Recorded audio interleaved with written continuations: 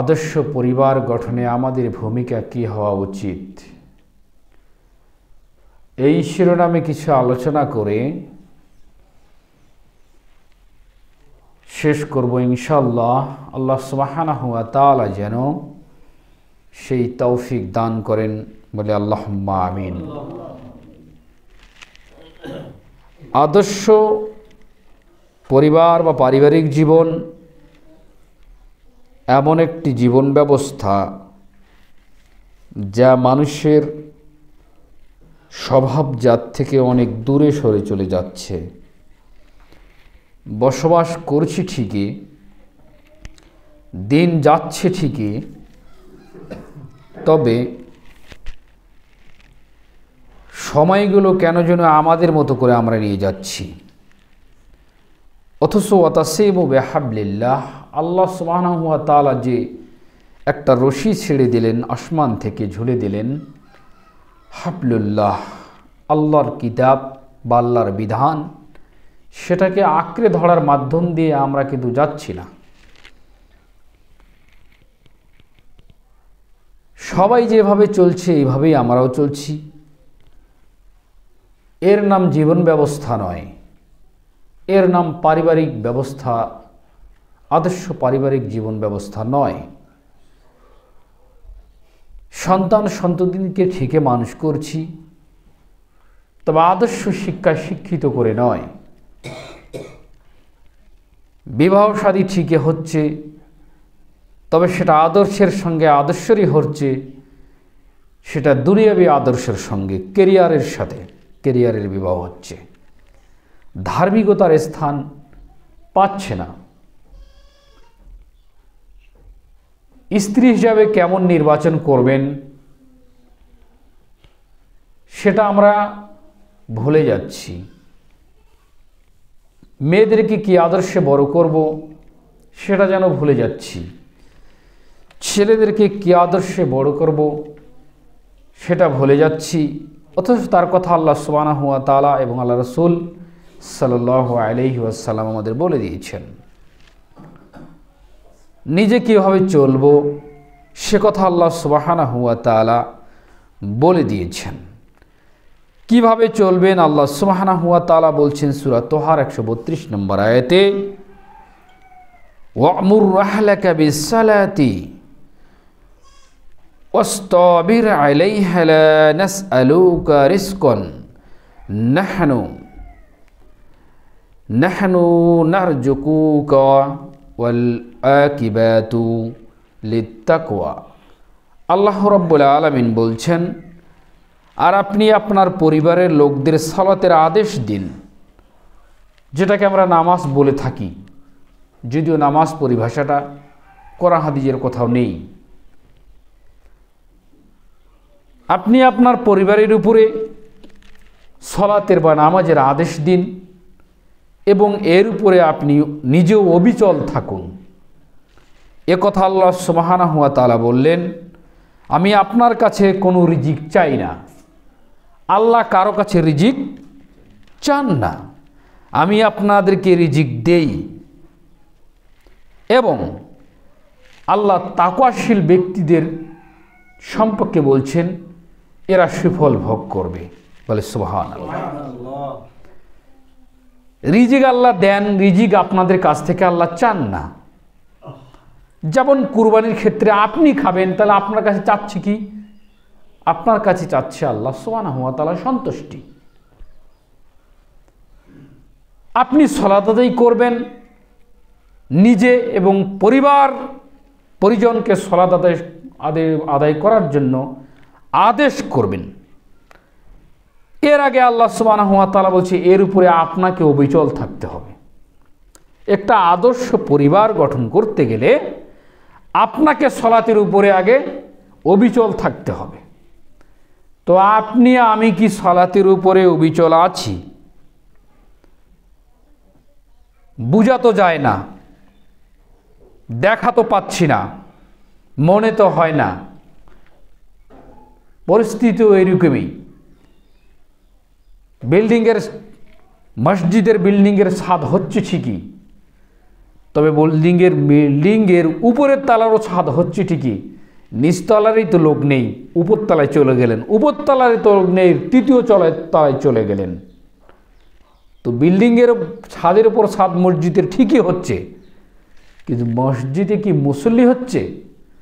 তো আল্লাহ তো বললেন আপনি নিজে সালাতের উপর অবিচল থাকুন, কিন্তু অবিচল তো থাকলেনই না, তাহলে আপনার পরিবার কিভাবে সালাত আদায় আদেশ করবেন? সালাত আদায় করার জন্য আপনি, এটা আপনার দ্বারাই সম্ভব নয়, আমার দ্বারাই সম্ভব নয়।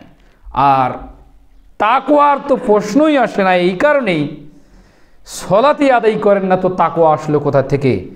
একটা পরিবার আদর্শ করতে গেলে গার্জিয়ানকে সালাত আদায় করতে হবে, তারপরে তার ছেলে সন্তান, মেয়ে সন্তান, ছোট ভাই, যত ভাতিজা ভাতিজি আছে সবাইকে আদেশ করবে, এই সালাত আদায় করো, সালাতের সময় হয়ে গেছে, তোমার উপর সালাত ফরজ হয়ে গেছে। সালাত ফরজ হয়নি তবু বলতে হবে আব্বু তুমি সালাত আদায় করো। মুসলিম হয়ে আমরা জন্মগ্রহণ করেছি, আমাদেরকে আল্লাহর গোসায় সিজদা করতে হবে। এটা আমরা ভুলে গেলাম। যাই হোক, এখন আপনাকে আমাকে কি করতে হবে? আল্লাহ সুবহানাহু ওয়া তাআলা আবার বলছেন, তোমরা বাছো, তো তোমরা একটু বাছার চেষ্টা করো। তোমরা আত্মবলা হলে কেন? হাত্তা জুরতুমুল মাকাবির। আর তোমরা আত্মবলা হয়ে থাকলে কেন? তোমরা বুঝতে পারবে যখন তোমরা কবরে উপনীত হবে। এ কথা আল্লাহ রাব্বুল আলামিন বলছেন সূরা তাকাসুরে। তোমরা কবর ভুলে গেলে কেন? আর একটু ভাবো তো, ভাবনার সময় এখনো আছে। যতক্ষণ পর্যন্ত ব্রেন ঠিক আছে, যতক্ষণ পর্যন্ত শ্বাস রয়েছে, এতক্ষণ পর্যন্ত আপনি তওবা করতে পারবেন। তওবাটা হচ্ছে সালাত। সালাতে দাঁড়াবেন, দু চোখ দিয়ে পানি গড়বে, তখন এটা আপনার তওবা হলো। সালাত আদায় করেন না, সারাদিন যদি বলেন আল্লাহ আমাকে মাফ করো, মাফ করো, ওয়াল্লাহি আল্লাহর কসম, এর নাম তওবা নয়। তো বাঁচো তো জাহান্নাম থেকে। আল্লাহ কি বললেন শুনি একটু। মহান আল্লাহ বলেন, ইয়া আইয়ুহাল্লাযিনা আমানু কু আনফুসাকুম ওয়া আহলিকুম নারা ওয়াকুদুহান নাসু ওয়াল হিজরাতু আলাইহা মালাইকাতুন গিলাজুন শিদাদুন লা ইয়াসুনাল্লাহু মা আমারাহুম ইয়াফআলুনা মা ইউমারুন। হে মুমিনগণ, তোমরা নিজেদেরকে এবং তোমাদের পরিবার পরিজনকে সেই অগ্নিদগ্ধ জাহান্নাম থেকে বাঁচাও, রক্ষা করো। নিজে বাঁচো, তোমার পরিবার পরিজনকে বাঁচাও। এ কথা আল্লাহ সুবহানাহু ওয়া তাআলা বললেন। ওইখানে ওই আয়াতে আল্লাহ বললেন নিজে সালাতের উপর অবিচল থাকো, তারপরে পরিবার পরিজনের উপরেই জারি করো এই সালাতের আদেশ। এইখানে আল্লাহ বললেন আগে নিজে জাহান্নামের অগ্নি থেকে বাঁচো, অতঃপর পরিবার পরিজনকে জাহান্নামের আগুন থেকে বাঁচাও। সেই কথা আল্লাহ বললেন যার ইন্ধন হবে মানুষ এবং পাথর। জাহান্নামের ইন্ধন জ্বালানি হবে মানুষ এবং পাথর। তাহলে পাথর আসলো কেন? পাথর আসলো এই কারণে, পৃথিবীতে মানুষ পাথর খুদে খুদে পাথরের মূর্তি আকৃতি তৈরি করে তার পূজা করে। তো সেদিন তার পাথরকেও জাহান্নামে রাখা হবে, আপনাকেও রাখা হবে। বলা হবে তোমার রবকেও জাহান্নামে দেওয়া হয়েছে, তুমি যার পূজা করতে তাকেও জাহান্নামে দেওয়া হয়েছে। এই সেই অগ্নি। এখন বাঁচো, দেখি কি করে বাঁচো, তোমার রব তোমাকে বাঁচাতো। এই কথা আল্লাহ সুবহানাহু ওয়া তাআলা বলছেন। যাতে নিয়োজিত আছে, এই জাহান্নামে নিয়োজিত আছে কঠোর স্বভাবের, একেবারেই কঠোর স্বভাবের ফেরেশতাগণ। তাদের মনে কোনো মায়া দয়া নেই, তাদের কোনো হৃদয়ের কোনো মায়া দয়া জন্ম নেয়নি। আল্লাহ ওইভাবেই তাদেরকে সৃষ্টি করে ওই জাহান্নামে রেখে দিয়েছেন।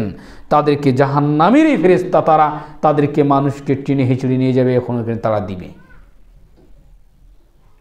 কঠোর স্বভাবের ফেরেশতাগণকে তাদেরকে ওখানে প্রস্তুত করে রাখা হয়েছে। তারা আল্লাহ তাআলা যা আদেশ করেন তা তারা অমান্য করেন না, এবং যা করতে আদেশ করা হয় তাই তারা করে। তারা আদেশের গোলাম। সূরা আত-তাহরিমের 6 নম্বর আয়াত, 66 নম্বর সূরার 6 নম্বর আয়াত। নিজে জাহান্নামের আগুন থেকে বাঁচার জন্য কি প্ল্যান করলেন, কি পরিকল্পনা করলেন, একবারও কি ভেবে দেখেছেন? পরিবার পরিজন তো অনেক অনেক অনেক দূরে রেখে দিয়েছেন, নিজেই দূরে আছেন, আর পরিবার পরিজনকে কখন সালাত আদায় করার জন্য আপনি আদেশ করেন? শুনুন, আল্লাহ সুবহানাহু ওয়া তাআলা বলছেন, ইয়া বুনাইয়া লা তুশরিক বিল্লাহ ইন্নাশ শিরকা লাযুলমুন আযীম। লোকমান হাকিম তার আদরের সন্তানকে ডেকে বলছেন সেই কথা আল্লাহ সুবহানাহু ওয়া তাআলা সূরা লোকমানের ভিতরে নোট করে দিয়েছেন তার ভাষায়। বলছেন, ইয়া বুনাইয়া লা তুশরিক বিল্লাহ ইন্নাশ শিরকা লাযুলমুন আযীম। হে আদরের বৎস, হে আদরের সন্তান, তোমরা আল্লাহর সঙ্গে শিরিক করো না। এ কথা আল্লাহ সুবহানাহু ওয়া তাআলা লোকমানের কথায় নকল করে বলছেন যে তুমি এই আল্লাহর সঙ্গে শিরিক করবা না, তার সন্তানদেরকে পথ দেখাচ্ছেন। আল্লাহর সঙ্গে শিরিক করবা না, নিশ্চয়ই ইন্নাকা বলছেন নিশ্চয়ই শিরিক হচ্ছে সবচেয়ে বড় জুলুম।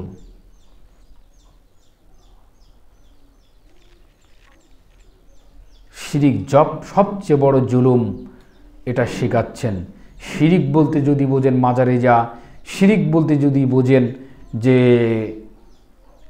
আপনার কি বলে মূর্তির আস্থানায় যাওয়া, সেটা ঠিক আছে। শিরিকের আরও অনেক অনেক অনেক আটঘাট রয়েছে। আপনার ছেলে আপনার মেয়ে যে পোশাকটা পরেছে সেটা তো অন্যের স্টাইলিশ গ্রহণ করেছে, ও তো ওর পূজা করে। এখন কি করবেন?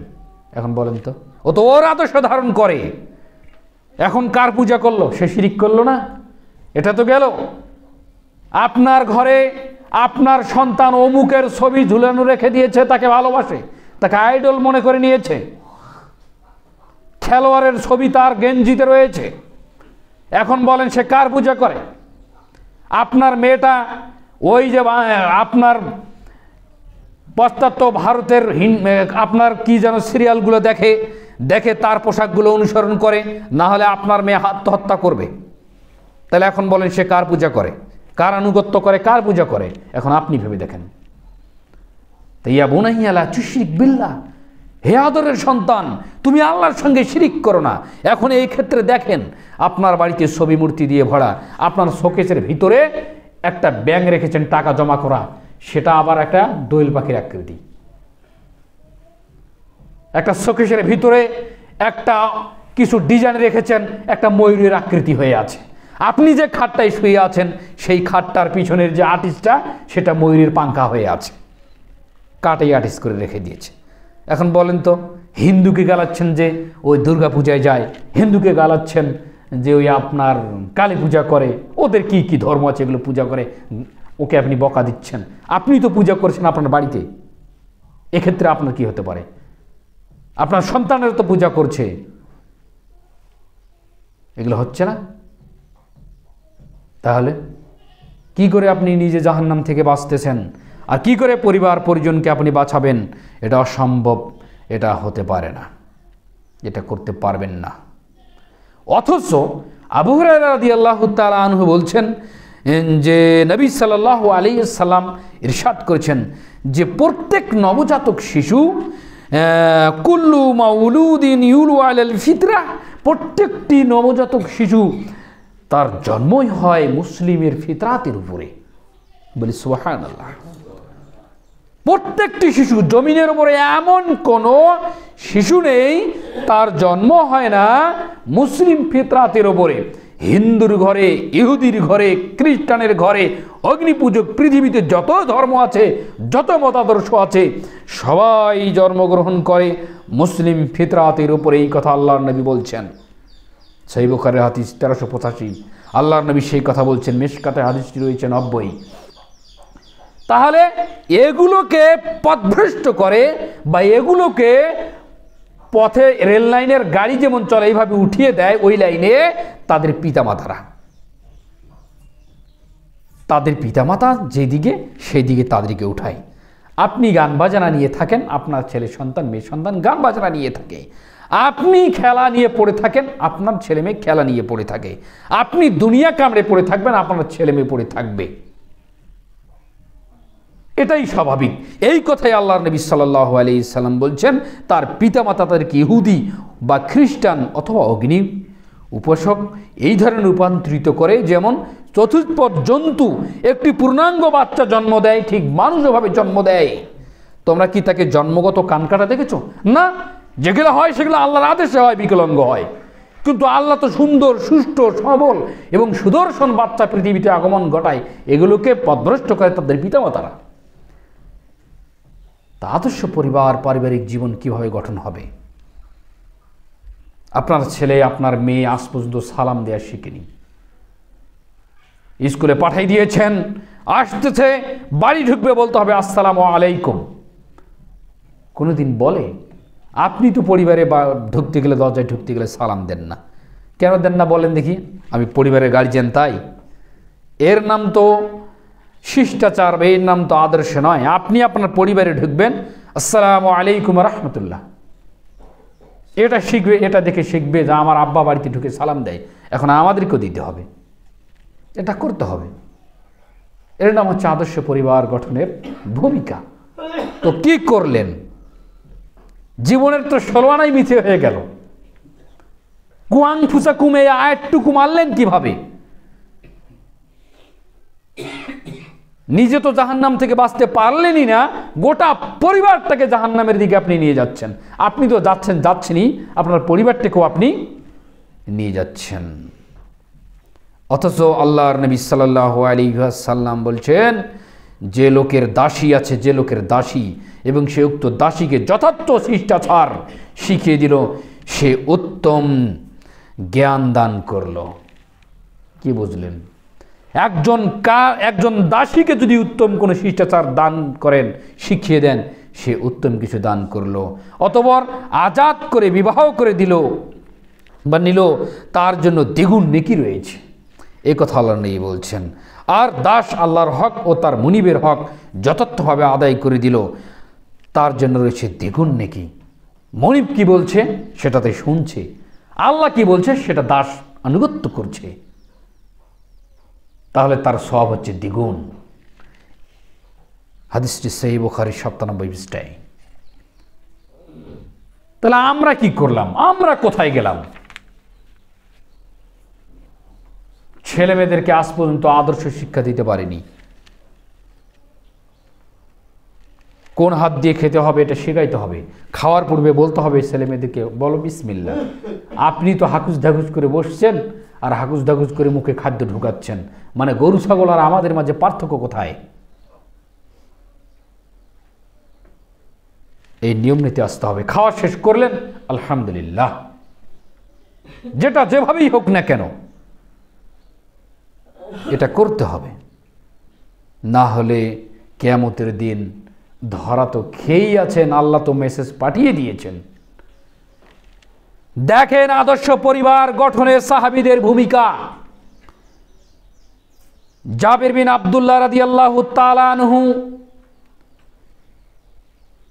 তিনি বলছেন, কোন এক যুদ্ধ থেকে আমরা আল্লাহর নবীর কাফেলার সঙ্গে চলছি, ফেরত হচ্ছি, সবাই উটের উপরে চড়া, রুট হাঁকাচ্ছি আমরা। জাবির বলছেন, আমার উটটা দুর্বল, ক্লান্ত, শ্রান্ত হয়ে গেছে, উট পিছনে হয়ে গেছে, আমি খুব চিন্তিত অবস্থায় রয়ে গেলাম। আল্লাহর নবীকে বিষয়টার অবগত করলাম। অতঃপর আল্লাহর নবী উটটার পিছন দিকে এসে হাঁকিয়ে দিল। তারপরে উট এত গতি, এত শক্তিশালী হয়ে গেল, বলাই বাহুল্য এটা আল্লাহর নবীর বরকতে হলো। বলি সুবহানাল্লাহ।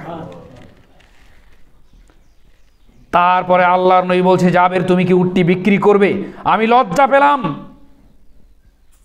তুমি উটটা বিক্রি করলে আমাকে দিও।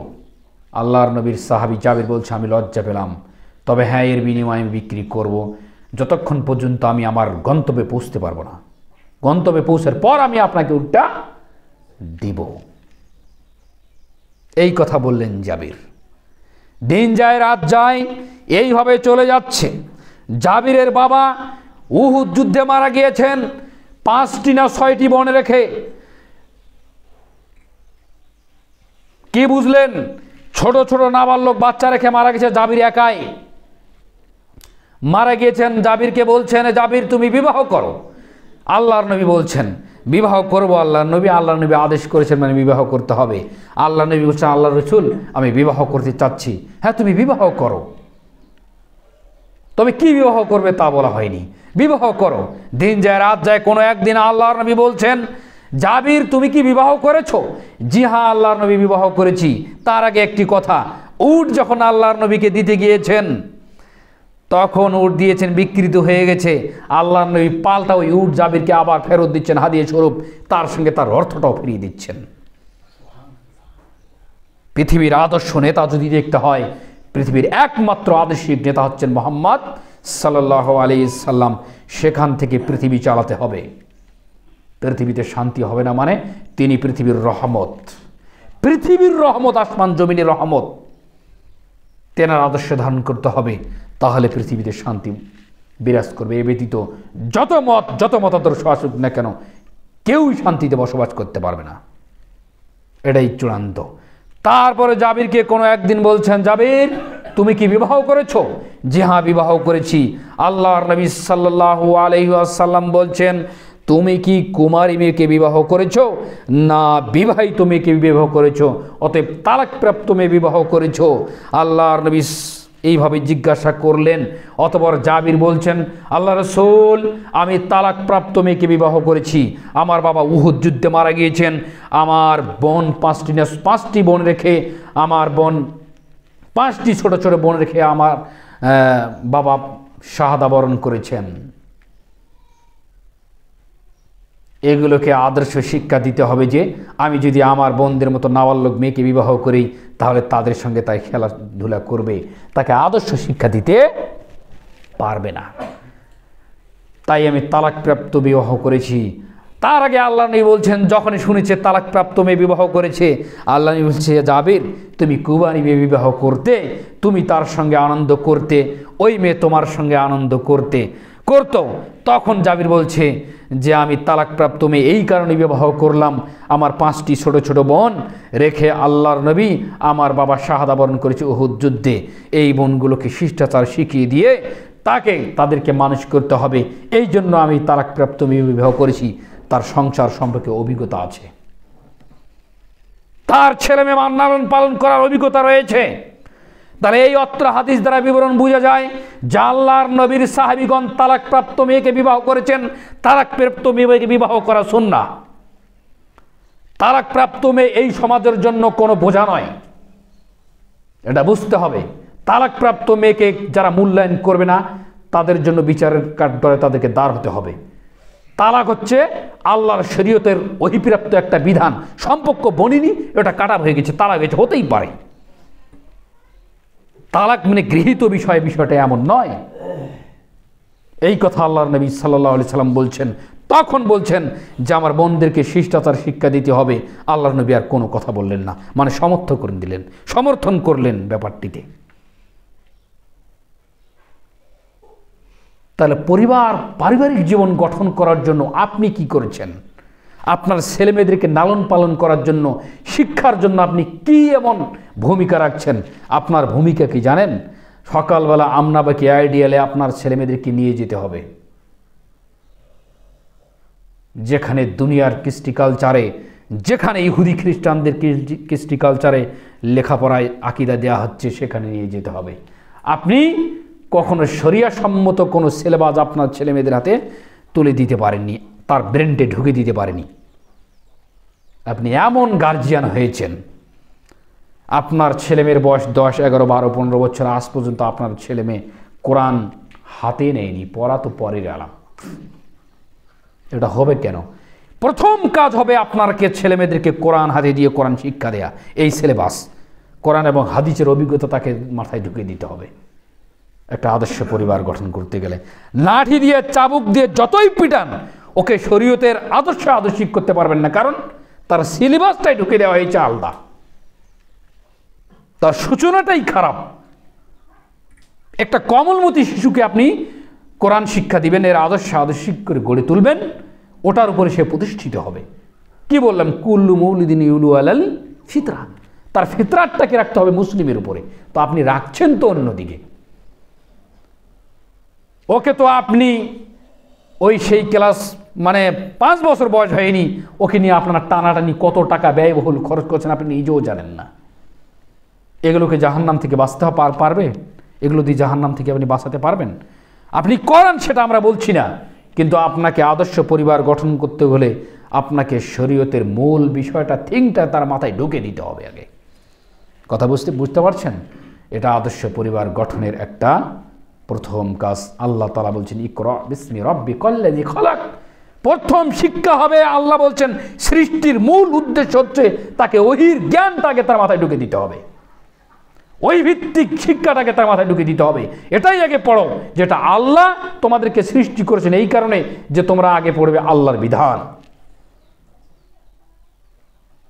কই এদিকে তো আসতেছি না, গরু ছাগলের মতো ইনকাম করছে, খাচ্ছে, ঠিকই দুনিয়া সম্পর্কে বুঝে, ঠিকই সবই কিছু বোঝে, কিন্তু ওকে জিজ্ঞাসা করেন তো সালাতের রুকুন কয়টা, ও বলতে পারবে না। ওকে জিজ্ঞাসা করেন সালাতের ওয়াজিব কয়টা, বলতে পারবে না। সুন্নাত কয়টা, বলতে পারবে না। উজু কিভাবে করতে হয়, বলতে পারবে না। কেন? তার সেই শিক্ষা দেওয়া হয়নি। ওকে বলেন, জিজ্ঞাসা করেন, 15 বছরের মেয়ে ছেলে বাড়িতে আছে, ওকে জিজ্ঞাসা করেন যে আল্লাহ সুবহানাহু ওয়া তাআলা অবস্থান কোথায়, বলতে পারবে না, মুখ চুপ হয়ে যাবে। কারণ কোরআন পড়েনি, হাদিস পড়েনি, তাকে এই সিলেবাসে শিক্ষা দেওয়া হয়নি। তাকে বলেন মুহাম্মদ সাল্লাল্লাহু আলাইহি ওয়াসাল্লামের আগমন কত হিজরিতে, বলতে পারবে না। বেসিক বিষয়গুলো তাকে জিজ্ঞাসা করেন, বলতে পারবে না। কেন? তার শিক্ষা ব্যবস্থাই খারাপ। যাই হোক, ওইদিকে আমি আর আগাচ্ছি না। আর একটা হাদিসের 10টা উপদেশ দিয়ে আমি খুতবার শেষের দিকে নিয়ে যাব ইনশাআল্লাহ। কান মুখ খাড়া করে একেবারে স্ট্রংভাবে শুনতে হবে। এই 10টি আদেশ যদি ধারণ করতে পারে মানুষের জীবনে, যদি ধারণ করতে পারেন, তাহলে আপনার আমার জন্য কল্যাণ রয়েছে ইহকাল এবং পরকাল। আর এই নসিহত, এই উপদেশ আল্লাহর নবী স্বয়ং সাহাবীদেরকে এবং সারা পৃথিবীর মানুষদেরকে করে দিয়েছেন। মনে রাখতে হবে, হাদিসটি মিশকাতে রয়েছে 61 পৃষ্ঠায়, হাদিসটি মুসনাদে আহমদে রয়েছে 22128। মুআজ রাদিয়াল্লাহু তাআলা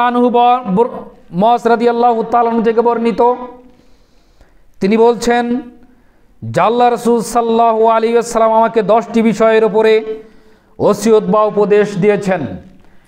একে একে 10টি কথা আল্লাহর নবী ওসিয়ত বা উপদেশ দিয়েছেন।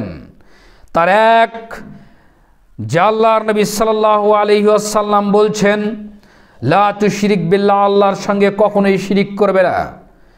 তারপরে বলছেন, যদিও তোমাকে হত্যা করা হয়, অকুতিলতাহু, হত্যা করা হয়, তুমি আল্লাহর সঙ্গে শিরিক করবে না। ওয়া হুররিকতাহু, আগুন দিয়ে পুড়িয়ে মারা হলেও আল্লাহর সঙ্গে শিরিক করবে না। প্রথম কথা আল্লাহর নবী বলছেন আল্লাহর সঙ্গে শিরিক করবে না। শিরিক কত ভয়ানক, ছেলে মেয়ে নিজেও খুব সাবধান। প্রথমে বলা হচ্ছে আল্লাহর সঙ্গে শিরিক করবে না, কথা এইখানে ক্ষান্ত থাকেননি আল্লাহর নবী। তারপরে বলছেন যে তোমাকে হত্যা করা হলেও তুমি শিরিক করবে না, তাহলে শিরিকের জন্য হত্যা করা হবে। ইতিপূর্বে করা হয়েছে, এখনো হচ্ছে। এখনো যদি আপনি ওই সংখ্যাগরিষ্ঠতার কথা না শুনে কাজ করেন, তাহলে আপনাকে হত্যা করা হবে। সংখ্যাগরিষ্ঠতার রায় মেনে নেয় শিরিক। একটা নতুন জিনিস আজকে ছেড়ে দিলাম, সংখ্যাগরিষ্ঠতার রায় মেনে নেয় শিরিক, যেটা যদি আল্লাহর বিধানের সঙ্গে যদি সামঞ্জস্য না হয়, যদি মিল না খায়, তাহলে সেটাই শিরিক। কারণ বিধান দেওয়ার মালিক কে? আল্লাহ। তারা বিধান তৈরি করবে সংখ্যাগরিষ্ঠতা এক জায়গায় হয়ে, তখন এটাই আপনি মেনে নিয়েছেন, তাহলে আল্লাহর বিধানের বাইরে চলে গেছেন। তারটা মেনে নিয়েছেন মানে সেটা শিরিক হয়েছে। এখন যদি ওটা মেনে নেন এই সংখ্যাগরিষ্ঠ, তখন তারা তোমাকে কি করবে? হত্যা করবে। তোমাকে হত্যা করলেও তোমরা আল্লাহর বিধানের বাইরে কোনো সিদ্ধান্ত মেনে নিও না, এটাই শিরিক। এই কথা বলে আল্লাহর নবী ক্ষান্ত থাকলেন না। তৃতীয়বারে বলছেন, ওয়া হুররিকতাহু, তোমাকে আগুনে পুড়িয়ে মারলেও শিরিক করবে না। তাহলে আগুনে পোড়া খুব কঠিন জিনিস, হত্যা করা ভিন্ন জিনিস। মানে রাইফেল দিয়ে আপনাকে ব্রাশ ফায়ার করলো, আপনি ধাম করে পড়ে মারা গেলেন, এই মৃত্যুটি কিন্তু কষ্ট হবে না। কিন্তু না, আপনার শরীরে যদি কোনো তৈলাক্ত জিনিস ঢেলে দিয়ে আগুন লাগিয়ে দেওয়া হয়, আপনি কিন্তু তাড়াতাড়ি মারা যাবেন না।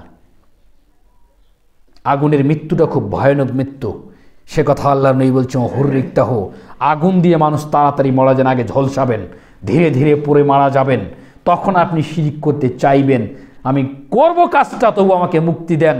আল্লাহর নবী বলছেন আগুনে জ্বালিয়ে দিলেও তুমি শিরিক করবা না, শিরিক কত ভয়ানক। এটা প্রথম কথা। দুই, পিতামাতার অবাধ্য হবে না। যদিও তোমার জীবন থেকে তোমার অর্থ শুধু নয়, সম্পদ শুধু নয়, তোমার জীবন থেকে ছেলে সন্তান, মেয়ে সন্তান, স্ত্রী সবাই চলে যায় তোমার পিতামাতার আনুগত্য করতে গিয়ে, তবু তোমার পিতামাতার অবাধ্য হয়ে যাবে না, হবে না, হওয়া যাবে না। এটা 2 নম্বরে আল্লাহর নবী বলছেন।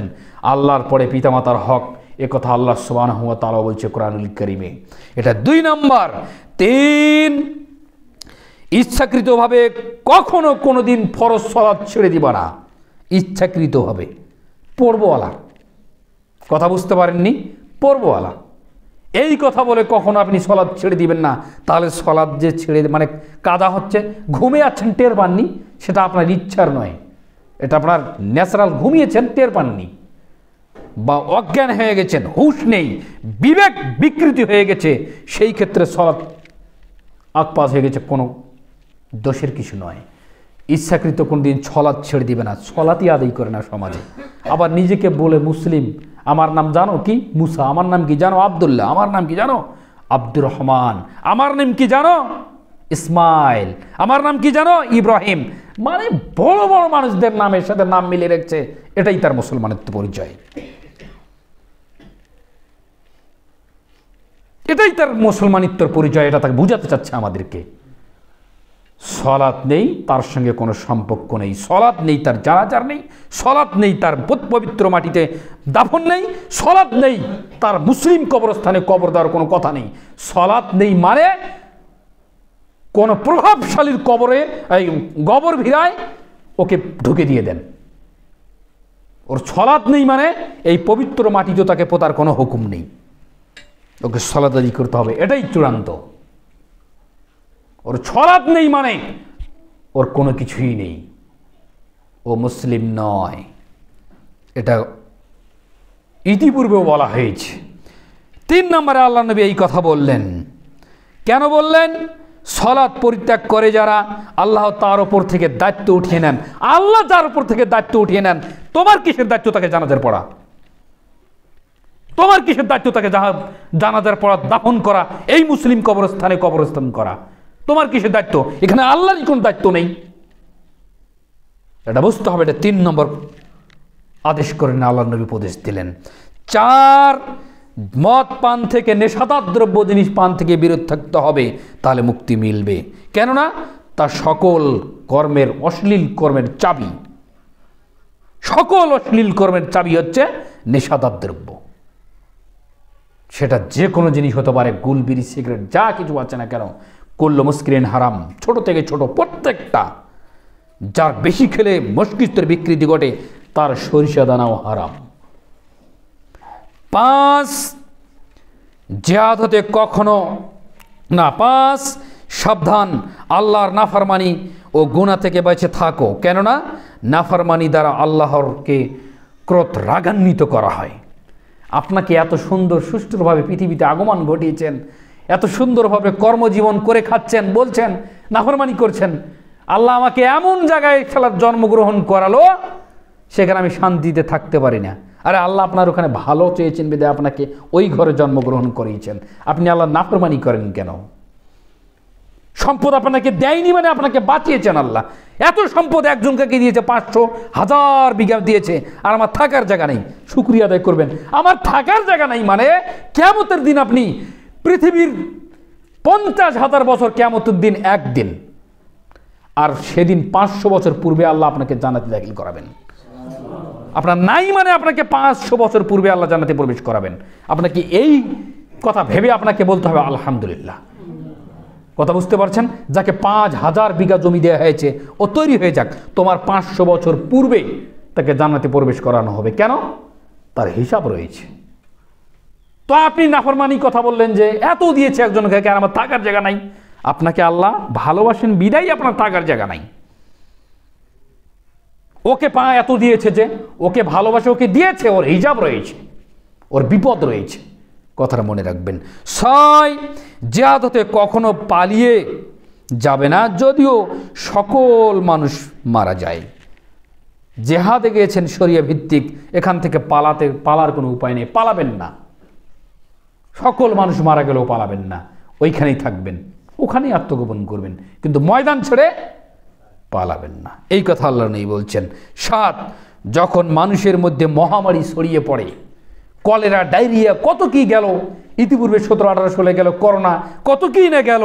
এই ধরনের মহামারী যদি তৈরি হয়, তাহলে এক জায়গা থেকে আরেকজন পালিয়ে যাবে না, ওখানেই থাকবে, পালাবে না। তাহলে পালালে কি হবে?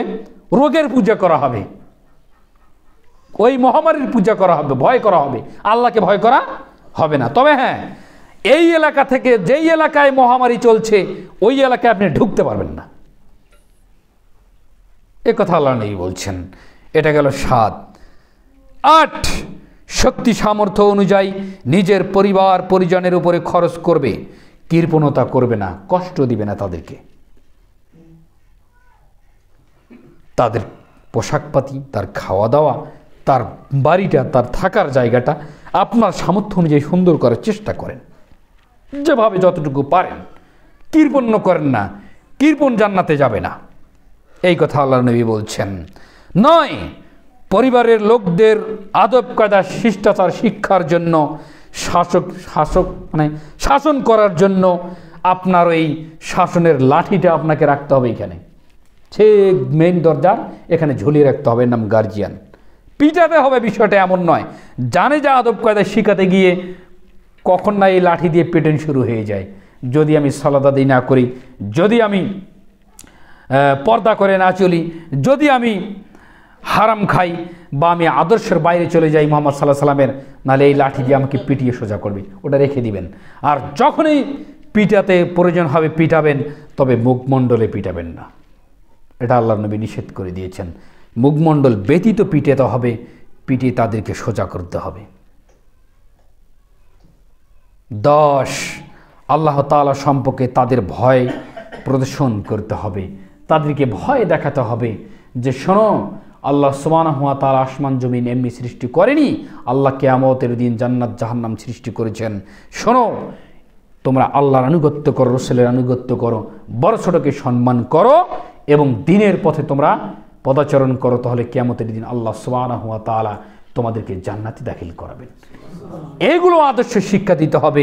এই 10টি উপদেশ আল্লাহর নবী সাল্লাল্লাহু আলাইহি সাল্লাম জাতিকে দিয়ে গেলেন। এই 10টি উপদেশের মধ্যে সমস্ত ইসলামের বিষয়গুলো ঢুকে আছে না?